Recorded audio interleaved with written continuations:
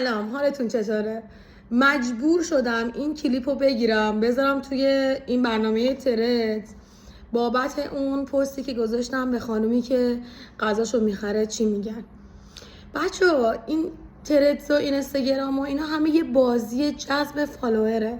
یعنی من دیدم تو ترد یه نفر غذاشو گذاشته بود، خیلی کامنت گرفته بود. خب گفتم بذار ما هم بزنیم این ویو ترد بره بالا. آقایون که هیچی، از آقایون هیچ انتظاری نیست. خب حالا دمشون گرم، یه عده گفتن که نوش جونت.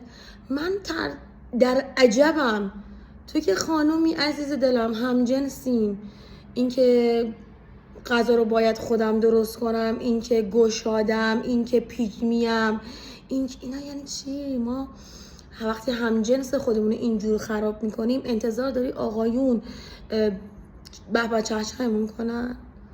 تو هم بگو نوش جونت عاطفه، نوش جون هممون. حالا برنجش هندیه، نمیدونم نونش، بابا مهم اینه که سیر میشیم دیگه. ولی گوله این چیزا نخورین، این برنامه ها رو نخورین.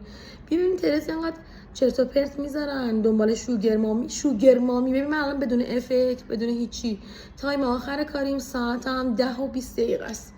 این کلیپو گرفتم که بذارم تو ترد، چون 556 تا کامنت گرفت همین به خانمی که غذاش بیرون میخره چی میگن، غذا خر. بابا رفیقیم دیگه، نسل رو باید از همینجا عوض کنیم.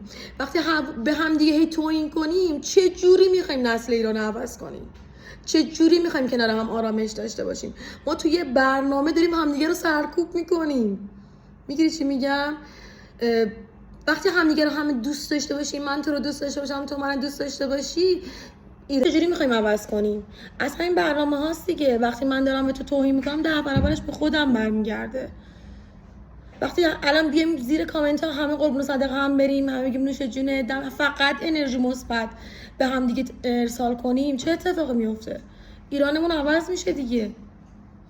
همین، نکنین این کارو. از همین برنامه ها بیاین تغییر کنیم، هم دیگر دوست داشته باشیم. پیگمی و شوگر مامی و شوگر دادی هم ببوسین بذارید کنار.